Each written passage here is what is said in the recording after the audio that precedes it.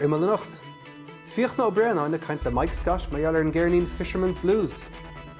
Drámiocht phobal in Inchachor le Grace Diaz agus in léirú History agus gníomhíochtaí cultúrtha gailin agus í tríscór bliain ar an bhód. Well, is dachar shreidúnt gur 5 bliain is fitheoin a eisiach an Cairnín Fisherman's Blues leis na Waterboys. Tá Cairnín san a eisithe agus tá breis ar an curta leis, agus tá golódas na ceoltóirí a hainir an Cairnín san take le chéile le haig srac ceolchormacha a thosaíonn Imeall inar hedáha. Leir fiocht na Breanna leis an Araní agus scríóirt ar an Mike Scott faoin Cairnín íocánach san. Mike, thank you. You've just given me this. I have in my hand the Fisherman's Box, which is, I mean, looking through this now, I can't wait to get home and spend hours going through it. How does it feel, and how's the process been now that it's there in front of us? Well, I'm touring it with a lineup with members from the old Waterboys. We've got Anto back on sax and mandolin. We've got Trevor on bass, and it's great fun. And I mean, when you were rehearsing this, how did it feel, kind of going back into the mists of time, I suppose, at this stage, and relearning songs that were kind of created out of the ether? Was that difficult? Yeah, I've got to be careful, Fiachna, that I don't over-rehearse the band. I've got to leave space for the spontaneity. Yeah. The most wonderful thing is that we can improvise. It was always a band that could improvise. Yeah.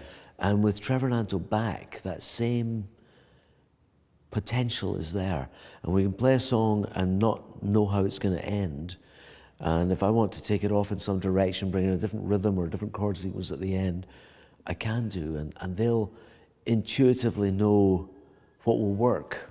This is a great feeling. Great. Yeah. And you're enjoying that? I am, yeah.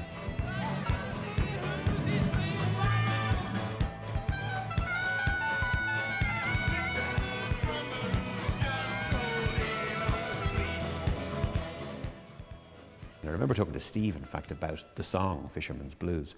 That was one of those moments, wasn't it, that kind of came together pretty quickly? Yeah, we recorded Fisherman's Blues on the first day of the sessions. Amazing, yeah. January 1986. I'd been in Ireland for 3 weeks. And I had the lyric on a scrap of paper, 2 verses. And I put it with the chords in the studio, and Steve put this wonderful yo-dee-da-dee-da-dee-da fiddle melody to it, and suddenly it was a song. And I wrote the 3rd verse on the spot in the studio. And it was recorded very, very quickly, maybe in 15, 20 minutes, with only 2 or 3 takes. It just happened like lightning. I wish I was the brakeman on a hurtling fever train, crashing headlong into the heartland like a cannon in the rain. Tell me a little bit about how you ended up in Connemara. Why Connemara? Why did you decide to go there? Well, I had got so into trad music, Fiachna. I'd been, Steve Wickham, our fiddler, used to play little tunes in the rehearsal. And I'd say to him, "What's that you're playing?" And he'd say, "It's the Hunter's Purse." And I'd say, "What do you mean, the Hunter's Purse?" And he'd say, "Well, that's the name, it's a tune." And I'd say, "What do you mean it's a tune?" And he'd say, "But it's an old trad tune." And I'd say, "You mean it exists? You didn't just make it up?" And gradually I realized there was this whole world of traditional music. Because I was a child of rock and roll, I never listened to folk music really. And I had Steve as a guide, and then I had other guides in Ireland, like Vinnie Kilduff, the great whistle and pipe player, who really brought me into Irish trad music and took me to sessions and gave me albums by people like the Dannon and the Bothy Band and turned me on to it. And I got so crazy about trad music that I decided to go to the west of Ireland, particularly Galway, because I wanted to live in that world, that older world, and meet the players and learn what was to be learned from them. And I spent 3 months in Spiddal, and I played in sessions in Galway and locally, and I read a lot of Irish literature as well. I really immersed myself in the older world of Ireland. When I was ready to finish Fisherman's Blues, because the album was unfinished at that point, I decided I'm not going to go back to Dublin, I'm going to bring the band out here. So we hired a stately home that was a bit run down, and the woman there needed money, and she let us rent it for 8 weeks. And we put in a temporary studio, and we finished the record there. right in the west of Ireland, overlooking the Atlantic. And is that where The Stolen Child came together? Yes. Yes, from start to finish. Yes, Yeah. that's right. Tell me a bit about that. That's a great... Well, The Stolen Child being Yeats' famous fairy poem about a child who's taken by the fairies. And I loved that poem, and I noticed that the chorus, "Come away, human child, to the waters and the wild," rhymed and scanned. And I had a chord sequence on the piano, and I remember singing the words of the chorus and finding that they worked. But I didn't like the way my voice sounded reciting it. Just by coincidence, I'd bought a cassette tape in the grocer's shop in Spiddal. Spiddal's the kind of place where local musicians have their cassettes on sale in the grocer's shop. And there was one by a gentleman called Tomás McKeown. I'd never heard of him, but he had a voice like the Matterhorn. Yeah. He was singing in Gaelic, in Irish, but boy, what a voice. And so I thought, he's the man to read The Stolen Child on our record. And it was difficult because he wasn't used to, he was used to reciting poetry. Sure. And he was a poet himself, but he hadn't ever recited on top of music. And so he said to me, "Mike, would you cue me for every phrase?" And I really didn't want to do this because I had Tomás on a bit of a pedestal. You see, he was an emissary of this great ancient tradition. Sure. And I really didn't want to sit there going, Yes, of course. but he prevailed upon me to do so, Yeah. so I did. Yeah. And just a hair in front of where every phrase should fall, I gave him this little This cue. subtle cue. Great. And we got it. He'll hear no more the lowing of the calves on a warm hillside, or the kettle on the hob sing peace into his breast, or see the brown mice bob around and around the oatmeal chest. For he comes, the human child, the human child. to the water. So you're touring this at the moment? Yes, we've been to Italy and Spain and Britain, and we've got 4 shows in Ireland starting tomorrow. I'm sure everywhere is going to be packed. I do jam-packed. hope so, I yeah. think so. Well, Mike, thanks. You're very played, yeah.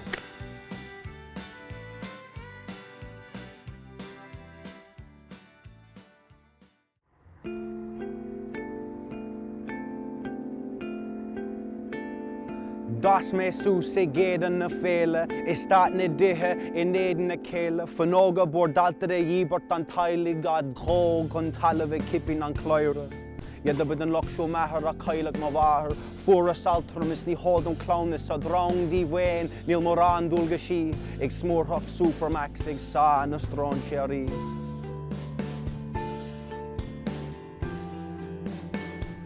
Misha Seamus Barrow Sullivan. Phil Aspal Listuhu, the Sluckwale in London. But yield symbol of Magoni, Cross on Fubble Gonu Laura, is on scale, not cluster go Comonta. It's roll na Halina con an varnish in Elena. And so, a Gartlar Vlaclia, top Hubble Brever, a tort fen the Dufan so shielte, a ta Corta Rumpe, the Gluntanus a rate of Tridan Alien. Mar ear an Dredchin, ta Banog on Gaunter Darabanum, Grace Dias. A tag ober leis an gosh winter agus le muinter na hata chun drama nua a choramach dar a bannam history. So, calling me the Grace. Táimid in Estate Meath the Vicar, St Michael's Estate. Strut an áit in a bhfuil theatre club a dhéanamh an drama nua history. Agus táimid de géirí sais star na háta seo a tágan sa seach haar céad bliain. So tosín with in néidig a séidig leis an áit seo Richmond Barracks in around Nadini so Pádraig Pearse McGuinness agus Nadini mar sin a bhí in san an GPO a Shráid a Connell bhí si tóga a bhí si siúlathe ó Lár na Cathrach a muchan seo go dtí an áit seo. Nuair bunathe an Sarasát in éidir fithe dó, dathraigh siad an barracks a seachans an céad tithe sosialte ins na hórpa Ceow Square agus ní rá an choram sin thugtad in na daoine ann sin freisin ní rá ggóthain letricus ní rá isce ní rá rudí sais basic like a capas go méid ann agus tá sais lína in san ráma an deir an sin like má tá tú chun ag an dhéanamh céim fáin le gceann tú é ceart agus sin sais an scéal leis an stát nua, you know. Lauren, I'm not doing anything. I'm just standing here. I'm not helping. I can't help. All I can do is listen. Can't do anything. Can't hold you. I can't comfort you. I'm not helping, Lauren. You are helping though, you help everyone around here. I'm just standing here, Lauren. Louise, we come here and kneel in the dirt. We talk to you.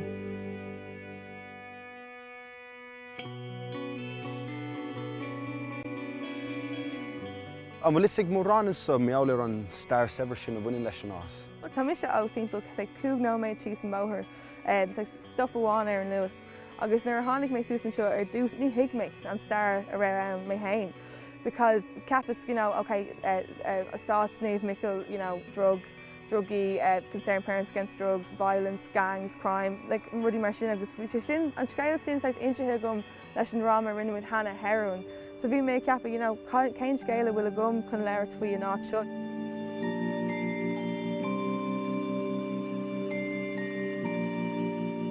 I'm a community development worker here on St Michael's Estate and for the lower Inchicore area. I'm the director of the Family Resource Centre, which was the organisation set up by the people of St Michael's. Overall, the main aim is to address poverty through the means of community development. The 2 acres that's coming off, the 75 new homes, the youth childcare centre, that's only coming on stream because we went outside of all their doors and we used art in the protest, walking our shoes, the death of our hopes and dreams. This community could be a living community only for all the greed of that government. In terms of the artists coming into the community, we've had a lot of experience because we've worked with the Irish Museum of Modern Art for well over 10 years working with artists. So what you have to do, not every artist can work with a community. You can't come in and tell someone's story without listening to them properly or actually taking their ideas on board and building a relationship with them and going the journey with them. But anyway, when Grace came, she came knocked on all our doors and she pushed us really as well to start taking on the story. And after doing 15 years of struggle, it's a hard thing to go another piece of it. But what's brilliant is that we have it in the book form and now we're going to have it in theatre form, which will not only travel Ireland, but it'll go international as well. And this story has to be told internationally. We make new plans. We start again. Lauren, Yeah, Louise? you do something for me before you go? Yeah. You scratch me nose for me. Of course.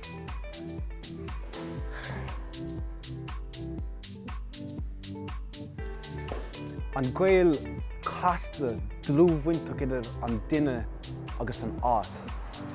Agus so rud atá déanta Grace, tá 100 bliain de scéal instaice I drama amháin. Agus ní hamháin son tá scéal sin curtha ggóthaics comhaimseartha. Is rud anna heachta go bheith. Measam tá brust an rud é chun an alíonn a bheith gan cúis agus gan aim ach tá bhaile de scéal ar fad tá feice gom sa nuamh an soithin le clia.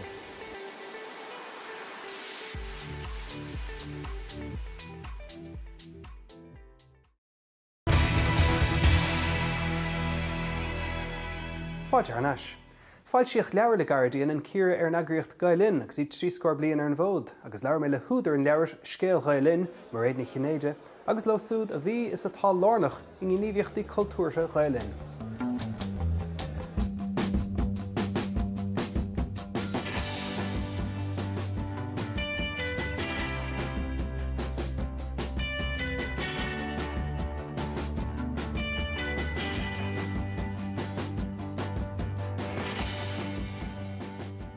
near nuasa scéal chailin, or sé tachtachtaí bheith le héad a chmisisiú. Bhí in áíire mar tá cartlan scanánagin, tá cartlan fuime agus tá annachchuid cápéisi agin, agus go leor tagartí fud na háite den obair a gailíon altaine léanta in irisí agus in ulscailine. Ach ní rah teacht in éon áit amháin an stair omláin, agus bhí sé tábhaach domsa go mécha lehéid ar fáil sa bhliaon chomórtha seo. Agus is féile duine an sin léamh chunas mar a buniú na gníomhaíochtaí ar fad agus cuasaí gailín suas go dtíon lá tainne bhain.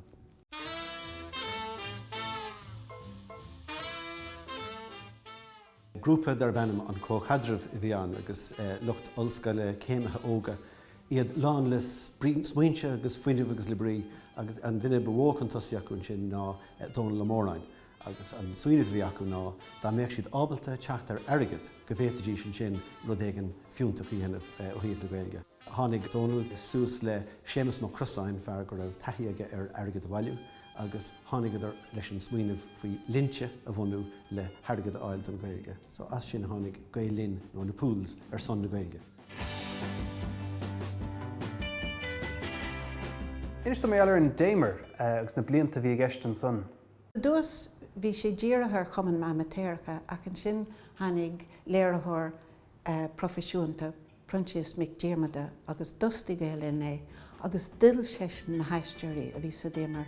Go dtí an pointe gur raibh siad ar aon chaidan le aisteoirí galamúla sa chathair. Agus gan dát ceannas na léirithe behabhachtaí gan dát ná an gcéal le breandan na bachán, inis do méallar sin. Ní roa anam in airde nuair scríobh sé an drama den déimar. Bhí sé scríomh choráil den Irish Cóir agus dír Ribard Magóra néir drama a scríomh den déimar. Agus scríomh sé an chéad acht agus bhí Magóra an ansásta leis ach bhí sé de fannacht sa fannacht ar an darahacht as níor tháinig sé agus ar dearú thug Ribard Magóra an airgad dó an dulthan na Spáine agus an drama a chríochnú. An dóla gur tuiscint ag lucht chailin ar zeitgeist na seascadaí agus gur rudí ag gathhrú. Ó is dóilm go raibh ó nílíon daidhfí sin, hiag siad sin go maith agus bin an difriad ar Gaelin agus na heagriacht eile. Ar a géadal síos bhí clá radio agus hiige sin bhí gála tafadaí. Dá réir sin rinne Gaelin tafadaí ar áránathe ar an seanás as na Gaeltachtaí agsúla. In san déimar bhíoh íthannta seannacha sean agus thug sé sin ardáin go do daoine gol agus canna agus léirithe a thuairt do winter na hád cathrach. Agus an tríúrad ar fad ná na Cairníní an lipéad. Bin an céadúir is dóilim de órán ar an seanás a bheith fáil ar Cairnín. Agus an sin thosaí siad ar ceol Gaelach de gasáis agus dar nói an drama smó a hill clú in sna seascadaí be ceoltóirí cúlan an grúpa a bhainú seán i riad a héin.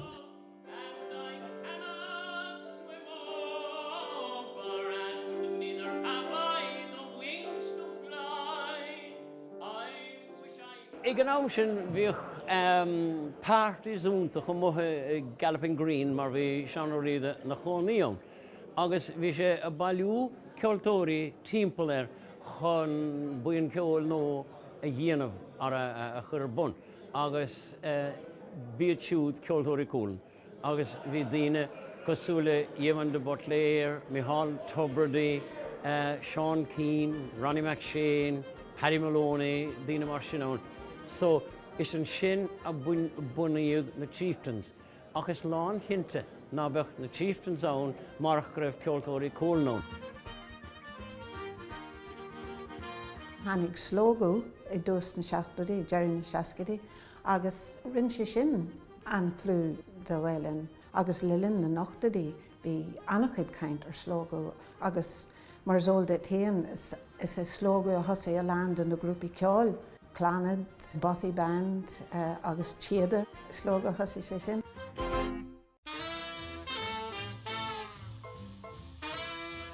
Níotá haulú an is cé chotáchtach agus cholánach is a bhí na pictúranna in éiring ag an am san. An aib ná nach rá éire nó an Ghaeilge le feiceáil Dú le Clushing Town agus sin an fár go thosaigh Gaelín ag déanamh scanán chun gombeach an Ghaeilge ceangailte leis an glamour seo. Chúla mé go rá job ag imeacht le George Morrison a bhí ar déanamh mise éire agus saoirse ag an nám. Agus fuair mé sin agus bhí mé a chúntóir de George. Bhí an tionachar ag mise éire ar a bobbal. De bhú sé gréim ar chaolaíocht an phobal ag déirthain. Maidin Lún Cosca. Lá síide ag muintir bhlé clia gan tada ar an neagnácab ach taras go Fairyhouse Pager nó picnic i maidir scailp. Bhí léargas le feiceáil ar stair na héir an ins na sean nuacht scanáin mar a bhí sé a titsa amach agus go maidir sin ceol cheann í riada. A bhí choirúnacht an scanan agus cho saolíocht agus in dhé sin is dócha ganneacha figiúil nó gur bunaíú ó riada mar sort commodór náisiúnta.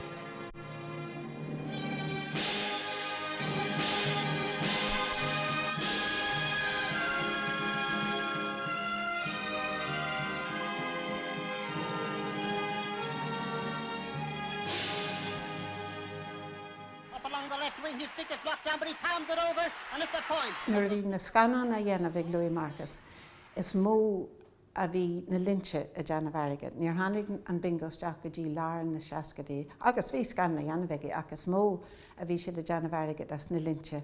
Agus láran na seascadaí freisin thosaí an stát a tuairt Joontas de Gaelin, agus is dóilim go raibh Joontas ar leithán den na scanán. Mar nuair a stop an Joontas sin i láran na seachtaí bégan de Gaelin éireas na scanan, agus ba bhór an trú é sin mar léarthir den Sky about Louis Marcus.